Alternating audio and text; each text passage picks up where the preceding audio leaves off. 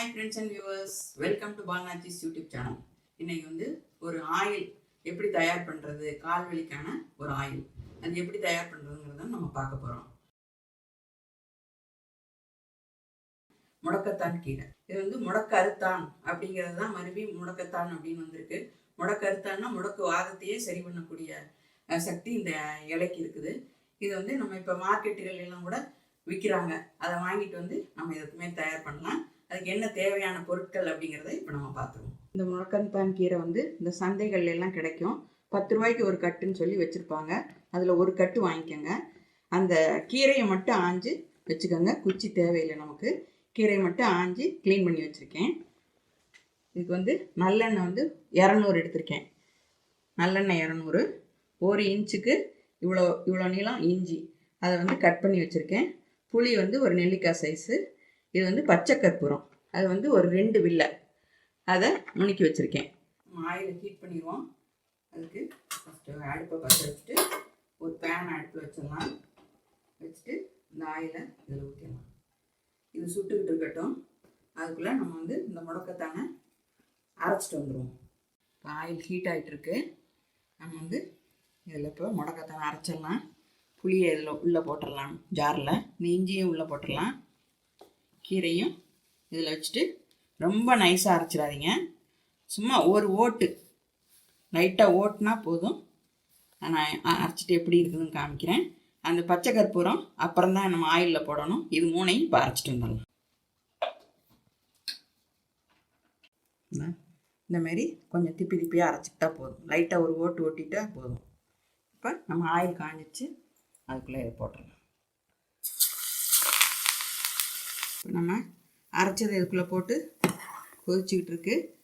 இது அந்த அரைச்சது இதுக்குள்ளே போட்டோன்னே அடுப்பை கொஞ்சம் சிம் பண்ணிக்கோங்க.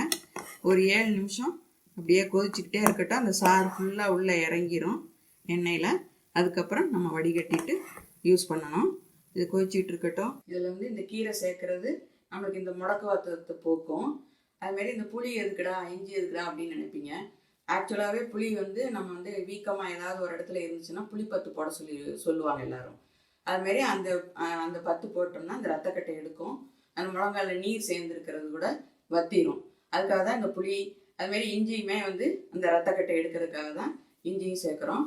அந்த பச்சை கற்பூரம் எதுக்குன்னா உங்களுக்கு அந்த ஒரு மாதிரி ஒரு சுறுசுறுன்னு இருக்கும். விக்ஸு தேய்ச்சா நமக்கு எப்படி அந்த வலி போகிற மாதிரி இருக்கும்ல, அதுக்காக தான் இந்த பச்சை கற்பூரம் சேர்க்குறது. இது 3மே இந்த வலியை எடுக்கிறதுக்காக தான் இதில் யூஸ் பண்ணுறோம். நைட்டு நீங்கள் வந்து படுத்து தூங்கும்போது இந்த எண்ணெயை காலில் தேய்ச்சிட்டு படுத்துக்கோங்க. காலையில் எழுந்திரிச்சு சோப் போட்டு நல்லா கழுவி விட்டுடலாம். சுடுதண்ணி ரொம்ப வலிக்கிறவங்களுக்கு சுடுதண்ணி போடலாம். ஆனால் சுடுதண்ணி கூட தேவையில்லை. இந்த எண்ணெயை நைட்டு தேய்ச்சிட்டு படுத்தோம்னாலே அந்த கால் வளர்த்துறது வலி எதுவுமே இருக்காது. நீங்கள் ட்ரை பண்ணி பாருங்கள்.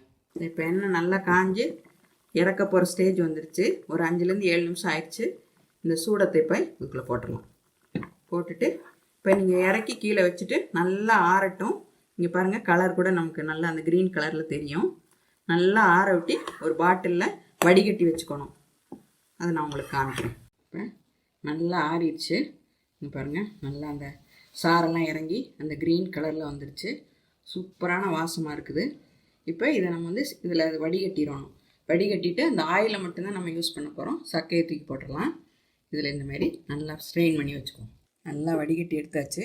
நல்லா அந்த சாரை நல்லா புழிஞ்சு இதில் வடிகட்டி எடுத்தாச்சு.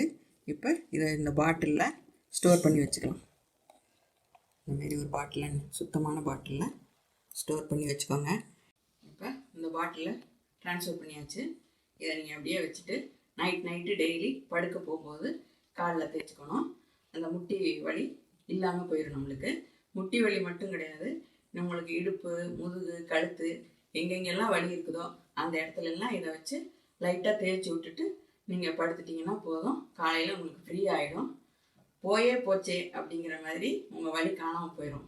அதனால் இந்த வீடியோ உங்களுக்கு நல்ல யூஸ்ஃபுல்லாக இருக்குன்னு நம்புகிறேன். எல்லோரும் உங்கள் வீட்டில் நீங்கள் ட்ரை பண்ணி பார்த்துட்டு என்னோடய கமெண்ட் செக்ஷனில் தெரிவிங்க. லைக் பண்ணுங்கள், உங்கள் ஃப்ரெண்ட்ஸோட ஷேர் பண்ணிக்கோங்க.